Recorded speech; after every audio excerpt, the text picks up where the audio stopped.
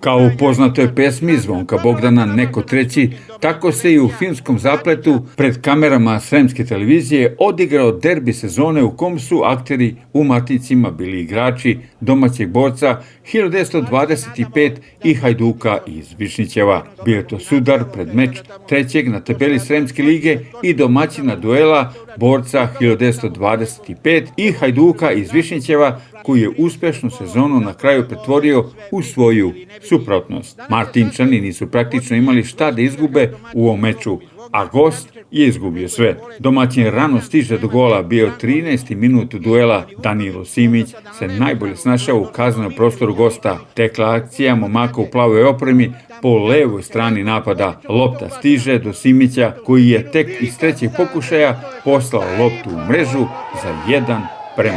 Gost do gola i poravnanja rezultata stiže u 43. minutu meča. Radoslav Stošić je bio najbolji u skoku posle izvedenog udarca iz ugla. Lopta je pravo išla ka ovom igraču, a on je glavom sprovodio mrežu za 1:1. Drugi gol domaćin postiže posle isteka sata igre. Vukašin Savić je u 63. minutu zatresao mrežu golmana Hajduka, a Radivoja Mitrovića. Bio to slobodan udarac za domaćina. Vojislav Ranković, koji je duboko ušao u 5. deceniju svoga života, je sjajno uputio loptu. Praktično iz drugog plana utrčava Savić i mreža gosta se zatresla 2:1. Taktičke varijante oba trenera su na jednom savremenom nivou, ali jednostavno borac je imao više sreće i više kvalitetnih igrača uz ovaj, videli ste sami, vrlo značajan i prelep ambijent za ovaj stepen takmičenja i samim tim ostvario pobedu 2:1. Klub iz Višnjićeva je do posljednjeg kola bio lider na tabeli, praktično već viđen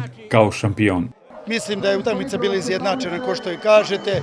Oni su dali jedan gol, taj drugi gol, jedan prvo poluvreme i tupno je izjednačen. Onda smo imali dominaciju u polju i oni se svesno povukli nazad i čekali svoju šansu i iz prekida dali gol. Mi kasnije nismo mogli da damo gol i nismo imali snage da to završimo. Meni ostaje žal. Rasplet ove utakmice na kraju najviše odgovarao trećem. Upravo ono sa početka našeg izveštaja. Sremac iz Deča je pobedio u Vitevcima i direktno se plasirao u Vojvođansku ligu. Martinčani moraju u baraž koji startuje u nedelju. Rival na istom mestu u Martincima će im biti drugoplasirani tim Novosadske lige Fruškogorski Partizan iz Bukovca. Narednog četvrtka se igra revanš meč u Bukovcu.